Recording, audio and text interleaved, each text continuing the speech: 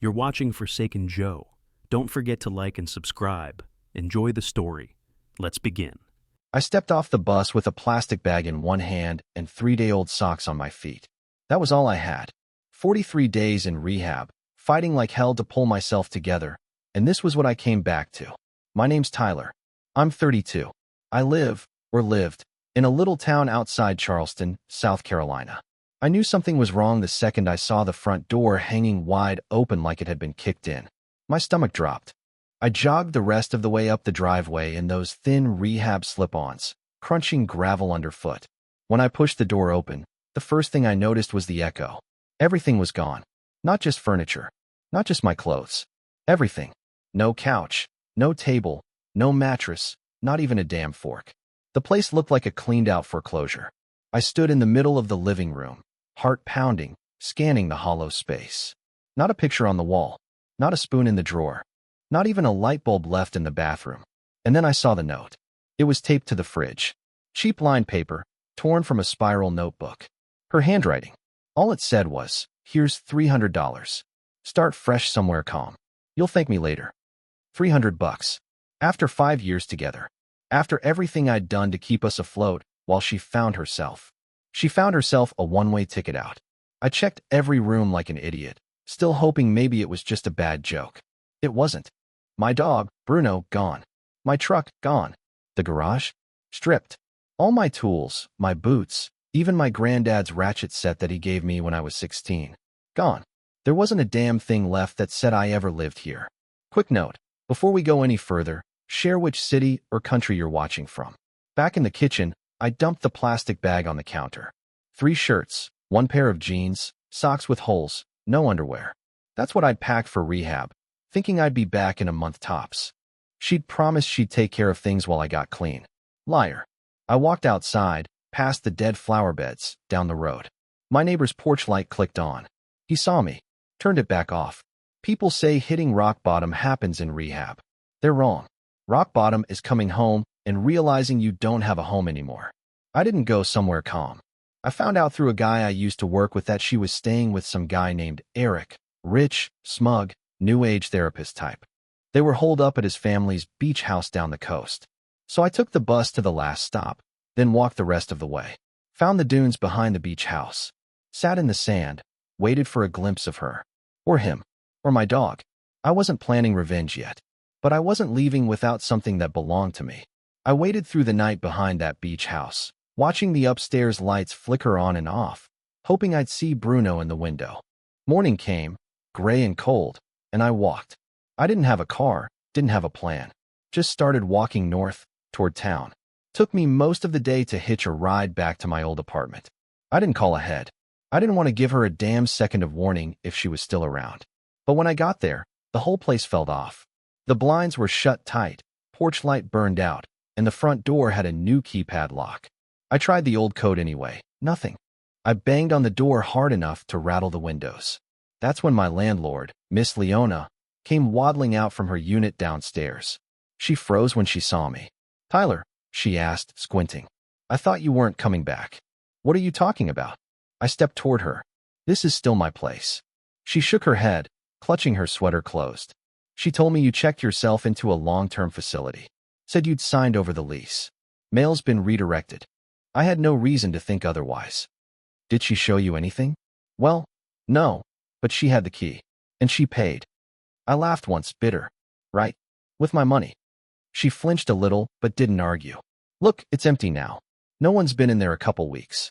But I can't just let you in. The locks were changed." "You got a spare key or not?" I asked. She hesitated. Then, reluctantly, reached into her pocket and tossed me a set. "Make it quick. I don't want trouble." I unlocked the door, stepped inside, and my chest tightened. Empty. Like, professionally cleaned out empty. Not a sock, not a paperclip, not a single leftover nail in the wall. She didn't just take her things. She took everything. No couch, no TV, no dresser. Walls freshly wiped down, no dust anywhere. It was like a showroom. Even the smell, lemony and fake, felt like someone else's life had replaced mine. The worst part? The garage. That space used to be my world. I built bikes in there, worked on custom frames, did weekend jobs for extra cash. Now it was hollow. My tool chests were gone. The workbench I'd built from old barn wood vanished. But there was one thing left. Right in the center of the garage floor, a white envelope. No name. Just placed there, dead center, like she wanted to make sure I saw it. I picked it up. Inside, a typed note and 400 in cash. Typed. Not even the decency to write it by hand. It said, "I hope someday you understand. This is a clean break. Bruno is safe. Please don't try to find us." That name, Bruno, hit harder than anything else. He was my shadow. Pit lab mixed with a goofy underbite and the loyalty of a soldier. Slept by the door every night I was gone. The last thing I asked her before I left for rehab was to take care of him. And she promised. I grabbed my phone, punched in her number. Disconnected. Tried again. Same result. So I started calling everyone else. My cousin, straight to voicemail. Old coworkers, no answer. Even my best friend Drew. I left him a message. "Man, call me back. It's important." He never did. The silence felt personal. Too clean to be random. I went next door to talk to the Ramos family. I'd fixed their mower, helped them move a dryer once. Mr. Ramos opened the door and stared like I was a stranger. "She said you weren't well," he said, not unkind, but not welcoming either. "Said you didn't want visitors." "She lied," I said flat. He shrugged. "I don't want to be in the middle, man. I'm sorry." Then he shut the door. Everyone I knew had already been coached. My entire life, burned down and repackaged like I died, and someone else moved in. Bruno was out there somewhere, probably scared and wondering where I went. And she was walking around free, making her new life while I stood there in dirty socks, holding a typed note like a fool. I didn't cry. Not then. I walked to the corner store, used $5 from the envelope to buy a burner phone and a Red Bull. I opened up every old contact and started going down the list. One by one. Somebody had to know where she went. I blew through the burner phone in 2 days. Calls, texts, emails, every message a little more unhinged than the last. "Call me. You don't get to disappear with everything. Where's Bruno? You're a damn coward." Nothing came back. Not even a typo. I stayed in that empty apartment, sleeping on the floor under an old jacket I found in the neighbor's trash. The power was still on, barely. I used the hot plate in the corner to heat up canned chili I stole from a gas station. At night, I heard him. Bruno. The scratch of his paw on the door. That low, whining bark he used to make when he needed to go out, but didn't want to be annoying. I'd shoot up, heart racing, thinking maybe, he'd found his way home. Nothing. Just wind or a trash can outside. I couldn't take it. I printed 20 flyers at the library using quarters I begged off strangers in the parking lot. Ran off an old photo of Bruno from 2 summers ago. Him grinning in the back of my truck, tongue out, ears flapping in the wind. Taped them up around town. Vets, grocery stores, street poles. I knocked on doors. Talked to everyone who'd known us. They all looked away. "She said you were unstable. We were told to call the cops if you came around. She made it sound like you disappeared on purpose." I felt like I was screaming underwater. On the 5th day, I caught a break. My buddy Chris used to date a tech girl who worked at the vet clinic Bruno went to. I hit him up through an old email. He actually responded. Said her name was Mia, still worked there. I walked 5 miles to the clinic. Waited 2 hours just to talk to her. She came out in scrubs, arms crossed, ready for a fight. "Mia, right?" I asked. "Bruno's mine. You know that." She didn't blink. "You need to leave. Look, I'm not here to start anything. I just need to know if he's okay. Where he is." She sighed, looked down, then said the word that made my whole body go cold.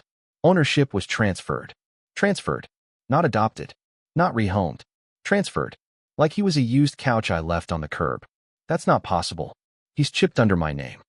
She shrugged. "All I can say is paperwork was submitted and processed. It's done." "Who signed it?" "I can't give you that. Mia, he's my dog. I went to rehab. I didn't die." She started backing toward the door. "This isn't my call. You want to fight it, go through legal." "Legal? With what money?" I was sitting on a floor every night, eating stolen beans, and this woman wanted me to hire a lawyer like it was a parking ticket. "Fine," I said. "I'll see you in court." I walked out, fists clenched so tight my nails dug into my palms. That night, I didn't sleep at all. Just stared at the ceiling in the dark, listening to ghost barks in my head. Every sound felt like him. Every creak in the floorboards. Every rustle outside. He'd never just leave me. Not unless he thought I left first. I kept replaying that thought over and over. He thinks I left him. The anger came in waves. 1 minute I was pacing, muttering to myself, ready to punch holes in the drywall. The next, I was curled up on the floor, staring at that envelope like it might blink. By the end of the week, I hadn't showered in 9 days. My skin itched. My nails were black. My stomach turned at the smell of my own sweat. But I didn't care. None of it mattered. Not until I got him back. I was sitting on the floor eating dry ramen from the packet when my old group chat lit up. Most of the guys had stopped talking to me since I got out. Probably told some version of "he's unstable, give him space."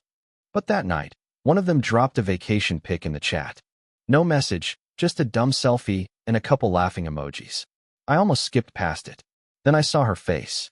My hand froze mid-crunch. There she was, Sam, in sunglasses and a beach wrap, leaning against some guy in a linen shirt, holding a glass of white wine. His name was Eric, I guessed. The tag on the photo said, "Reset Weekend. Finding Peace." But it wasn't her or Eric that stopped my breath. It was what was behind them. Bruno, my dog, standing right there on the porch in the background, ears perked, tongue out, leash looped on the railing. The same leash I bought 2 years ago from the farm supply store. Black nylon with a red padded handle. Custom clasp because he chewed through cheap ones. I zoomed in hard, hands shaking. There, on his back left leg. A faint white scar, shaped like a crescent. He got it when a cyclist clipped us during a trail run. That scar never went away. It was him. No doubt. No maybe. No mistake. That was Bruno. And she was parading him around like a damn trophy. While I was sleeping on hardwood and begging strangers for quarters, she was sipping wine in some oceanfront rental with a smug clown in a man bun. My heart didn't pound. It locked. I stared at that photo for 10 minutes, not blinking. Then I saved it. Backed it up. Took a screenshot. Forwarded it to myself twice. That was the moment everything shifted. I stopped writing texts she'd never read. Stopped begging people to talk to me. Stopped chasing ghosts and started mapping steps. I opened a browser and typed in reverse image search beach house. Took a while, but I found a match. Rental property down the coast in Beaufort. Oceanfront, white porch, big windows. It matched the one in the photo exactly. Paint color, railing pattern, even the stupid hanging fern baskets. The listing said it was owned by someone named Eric Townsend. Of course it was. I clicked through more pictures, cross-checking every detail. Kitchen layout, bedroom angles, patio stairs. My hands moved on their own. Calm, steady. They were there. With my dog. Using my tools. My money. My life. The guy was smiling with his arm around her like he just saved a lost soul. But he didn't save anything. He just scooped up the pieces of what she wrecked and acted like it was his to own. I opened a new note and started writing everything down. Address. Layout. Local stores. Grocery options. When the photo was posted. Time of day based on shadows. Everything. I wasn't even mad in that moment. I was focused. They'd stolen my life and handed me an envelope like it was a severance package. Now I had a target. A face. A location. And I wasn't going in loud. I was going in smart. I packed what little I had and called my cousin Josh. He owed me one from back when I bailed him out after his DUI. I didn't explain much, just asked to borrow his truck. He didn't ask questions. Just tossed me the keys and said, "Don't crash it." I drove 10 hours straight, only stopping once to piss and once more to grab a gas station burrito that tasted like cardboard and regret. Slept in a Walmart parking lot off Highway 17, wrapped up in a crusty blanket I found behind the seat. Woke up stiff, hungry, pissed off, and laser-focused. The rental property wasn't hard to find. Right where the listing said. White porch, ocean view, tucked between 2 dunes like some peaceful hideaway for the wealthy and bored. Luxury vibes all the way, long driveway, big wooden deck, wind chimes that sounded like a spa commercial. I parked 2 streets down, hiked through the woods behind the house, and made camp under a pine tree that gave me just enough cover to see the back porch. Laid out my sleeping bag between 2 shrubs, tucked myself in like a sniper, and watched. I watched for 2 full days. Didn't move unless I had to piss. Ate protein bars and drank water out of an old Gatorade bottle. Binoculars weren't even necessary.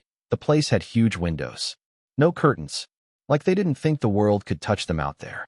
Every morning, they drank coffee on the porch. Every afternoon, wine. Eric wore sandals with jeans and called Bruno his good buddy. That one hurt. Bruno didn't bark anymore. Didn't jump or spin or tug on the leash. He moved slower. Limped a little on that back leg. Probably too many walks and not enough real food. I could see the ribs under his coat. They played cards in the evenings. Laughed like everything was new and precious. I watched Sam rest her head on his shoulder while he rubbed her back like some loving husband. Fake. They were playing house in the ruins of my life. But I didn't rage. Not yet. I memorized everything. They left for groceries around 11 a.m. on the third day. I knew they'd be gone at least 40 minutes, same as the day before. As soon as they backed out, I moved. Circled wide through the trees. Came up the side of the property, staying low. The front gate was cracked open like they never imagined anyone would be dumb or desperate enough to come through it. I slid the door shut behind me and crouched under the porch, heart thumping. Didn't go straight in. Waited. Listened. Silence. I crept up the back steps and checked under the planter by the door, just like Eric's Instagram story from a month ago had shown. There it was. A key. So damn easy it made me angry. I held it in my hand for a second, breathing slow. This wasn't about stealing anything. It was about taking back what never stopped being mine. I slid it into the lock and turned. The door clicked open. I stepped inside.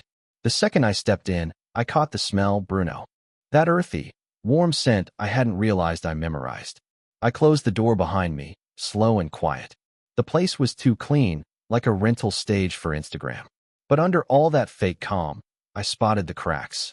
My tools were mounted on the garage wall, my tools. The same socket set I used to fix his brakes, lined up like props in a display. In the hallway, I saw my old gray hoodie hanging on a hook. The sleeve still stained from when Bruno ran through wet clay and jumped on me. She hadn't even bothered to wash it. The air in my chest got tight. I moved through the living room, stepping over throw pillows and barefoot luxury. Every part of this house screamed, "You lost." And then I heard it. Soft patting on the stairs. I turned. Bruno stood halfway down, ears forward, head tilted like he was trying to believe what he was seeing. His body tensed, but not out of fear. Recognition hit first. Then his tail started thumping. "Hey, buddy," I whispered, voice cracking. "Yeah, it's me." He came down slow, cautious but curious, until he got close enough to smell me. One sniff, and it was over. He shoved his head into my chest so hard I nearly fell backward. Tail wagging like mad, whining, licking my chin, my jaw, my hands. I dropped to my knees and grabbed him. Buried my face into his fur, gripping his sides like he might vanish if I let go. "I'm so sorry, man," I said, over and over. "I didn't leave you. I swear to God, I didn't leave you." He kept licking, headbutting, climbing into my lap like he was a puppy again. My eyes burned. I don't even remember starting to cry. It just hit me, all at once. 43 days in rehab. A stripped apartment. Weeks of silence. And here he was. Still mine. Still loyal. We stayed like that for what felt like forever. I scratched behind his ears. He leaned into it, let out a low, happy grunt, then licked my tears right off my face. Finally, I stood up, still holding him. His ribs were sharper. He'd lost weight. Looked like he hadn't been sleeping great either. I clipped the leash onto his collar, still the one I bought, and let him out the back quietly. We moved fast through the trees behind the house. I found a spot near my sleeping bag and tied his leash around a thick pine trunk, loose enough for him to lay down, but not wander. Gave him the last protein bar in my bag. He didn't care what it was, ate it like steak. I sat beside him, hand on his back, feeling every breath he took. I could have left right then, driven off. No confrontation, no mess. I had what I came for. But that wasn't enough. They needed to feel it. Every ounce of what they did to me. The silence, the lies, the theft. So I sat in the brush, just past the tree line. Eyes on that white porch. Bruno curled beside me, already asleep. I waited for sunrise. The sun came up slow, lighting the house in soft gold like it was some perfect little postcard. Bruno stretched beside me and yawned. I rubbed his ears and whispered, "Stay quiet, buddy." At 8:12 a.m., their patio door slid open. She stepped out first, Sam, with a coffee mug in hand, hair messy, still in her robe. She scanned the yard casually, like she did every morning. Then her face froze. No Bruno. She stepped off the porch and started calling his name, voice rising every time. "Bruno. Here, boy. Bruno." No answer. I kept still. Watched from the trees as panic kicked in. Eric came out in board shorts, yawning, squinting at the sun. What's going on? He's gone, she yelled, spinning in circles. Bruno's gone. Eric tried to play calm. Maybe he wandered. Or someone left the gate. No one left the gate open. He doesn't wander. She was pacing now, barefoot in the grass, shaking. Where is he? I waited 20 more minutes. Let it marinate. Then I stepped out from the brush, leash in hand. Bruno trotted beside me, tail up, calm as ever. She turned and saw me, and froze like someone just hit her with a brick. Her whole body went still, eyes wide, hands trembling at her sides. Eric squinted, confused. Who the hell? Then it hit him. He took one look at Bruno, at me, and puffed his chest out like a cartoon tough guy. You're trespassing, he said, taking a step forward. I didn't stop walking. I came right up the edge of their lawn, calm, steady. Bruno sat down next to me like he knew his role. I'm not here to argue, I said. I'm here to collect what's mine. Sam's lips parted, but no sound came out. I held up the leash. He's mine. And you too? You're thieves. Eric laughed, quick and sharp. You're out of your mind. That's when I pulled the folder from my jacket pocket, printouts from the library, filed and ready. I've got vet records, chip ID, adoption paperwork, my name on every one. Want to talk ownership? Let's do it right now. I took another step. The signature on that transfer? Forged. The vet wouldn't say it, but the file shows it. I compared it to her writing. Sam finally spoke, weak and defensive. Tyler, you weren't well. You left. I didn't know if. Don't. I cut her off cold. You knew exactly what you were doing. You moved my money, sold my tools, took my dog, and told the whole damn world I was gone for good. Eric looked nervous now, glancing between us. I flipped to the next page. Bank statements. You drained over $9,000 from our joint account while I was locked in recovery. That money was for rent, she snapped, grabbing for something to stand on. Rent. I held up the photo. You mean this beach house? This reset weekend? Eric opened his mouth to say something, but shut it again. You lied to everybody, I said. And you had help. He's complicit too. Eric stepped forward again. Watch it, man. No. You watch. This isn't a meltdown. This isn't a tantrum. This is evidence. You two played house with someone else's life, and now you're going to pay for it. She looked like she wanted to cry. Part of me wished she would. Part of me wanted her to feel every crack forming under her feet. I loved you, I said, quieter now. I went to hell trying to fix myself, and you used that window to erase me. Her eyes finally dropped. Eric stood there like a backup dancer who forgot the steps. I gave Bruno's leash a gentle tug. Let's go, boy. We turned, walked straight down the driveway. She called after me, voice breaking. Tyler, please wait. We can talk. I stopped at the truck door and looked back one last time. You didn't just steal a dog, I said. You stole a man's life and sold it off like junk. We're not done. Then I opened the door, Bruno jumped in, and we drove off. I didn't drive home. I drove straight to the nearest vet. Bruno sat in the passenger seat with his head on my thigh the whole ride, like he knew something big was happening. The clinic was quiet. Just 2 techs at the front and a sleepy cat in a carrier. I walked up and said, I need my dog scanned. Now. They looked me up and down, probably clocking the tension in my jaw and the dirt on my boots, but they didn't argue. Took Bruno back and scanned him. The chip registered under my name. Full legal ownership, address, date, everything. I asked for a printed record. The vet hesitated but gave it to me. I walked out with it in one hand and Bruno's leash in the other, chest tight but solid. This wasn't about feelings anymore. This was war.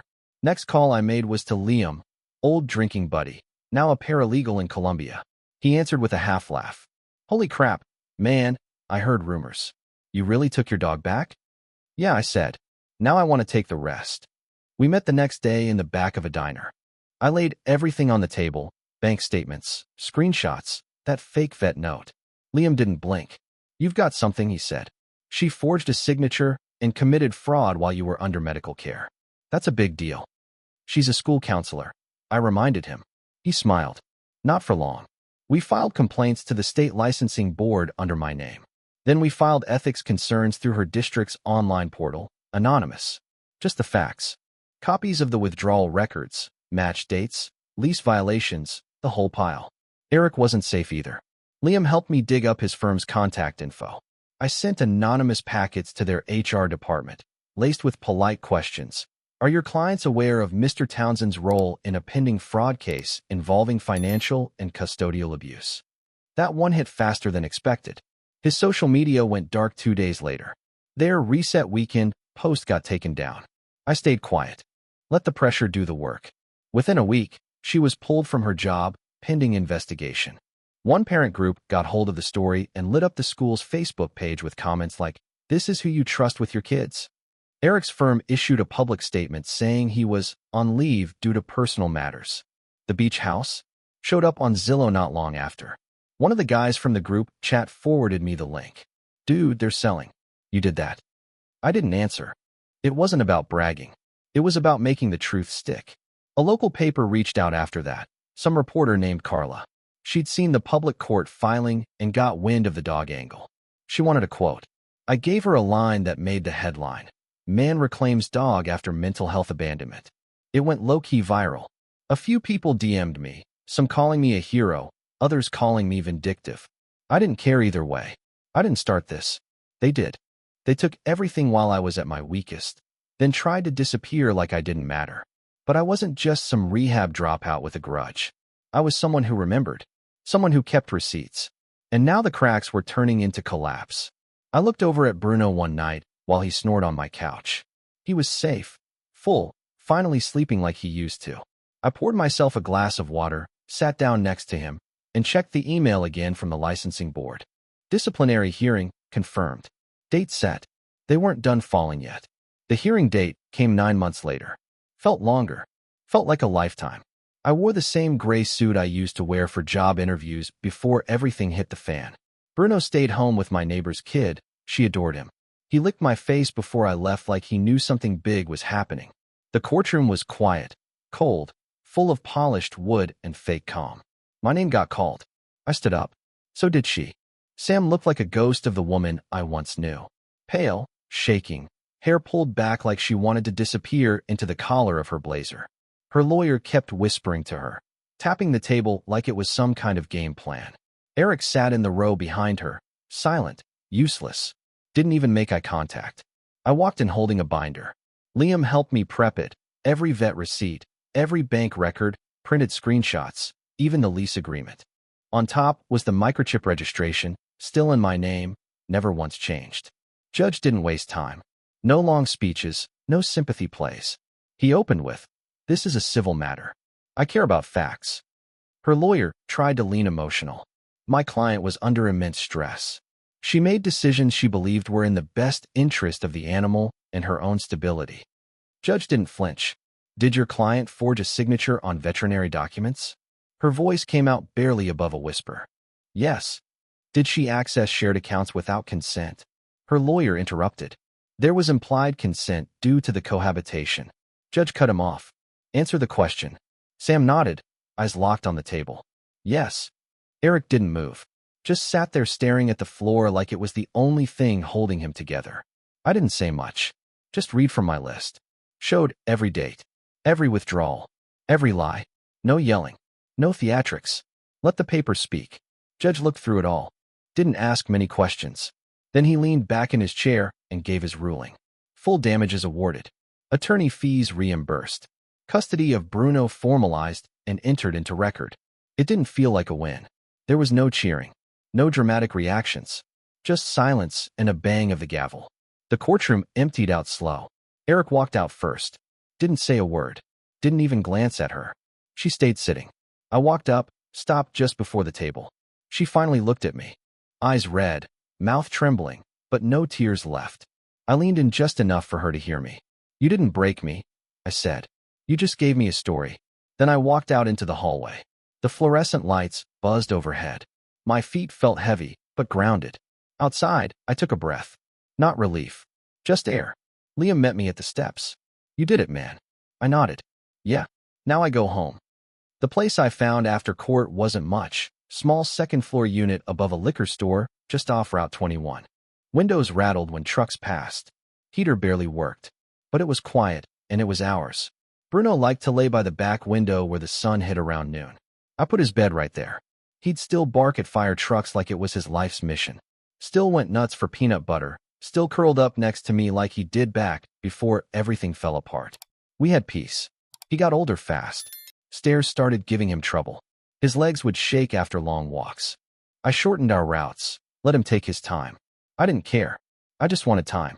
One morning in early spring, I found him still curled up in the same spot, but he didn't get up. I said his name, touched his back. He blinked at me, tail gave one slow wag. But he didn't move. Took him to the vet. She checked him over and gave me the look I already understood. Kidneys, she said. He's tired. There's not much left to do. I brought him home, laid him on his favorite blanket. I sat beside him all night, hand on his chest, feeling the rise and fall get slower and slower. When the time came, I didn't speak much, just leaned in close and told him what he already knew. You were the best boy. He let out one last breath, soft and steady, and then he was gone. I buried him under a big oak tree just outside town. Quiet spot, no traffic, no noise. I marked it with a stone and didn't tell anyone where. That first night without him felt like being dropped into deep water.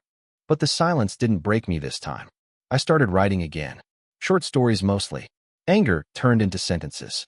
Grief turned into paragraphs. I wrote about betrayal, pain, losing everything and clawing back a little at a time. People started reading, messaging, saying, "Damn, I felt that." It wasn't therapy. It was just truth. People say revenge is about hate, that it poisons you, makes you worse. Maybe for them. But for me, it was never about hate. It was about remembering who I was before someone tried to erase me, and taking that man back, one page at a time.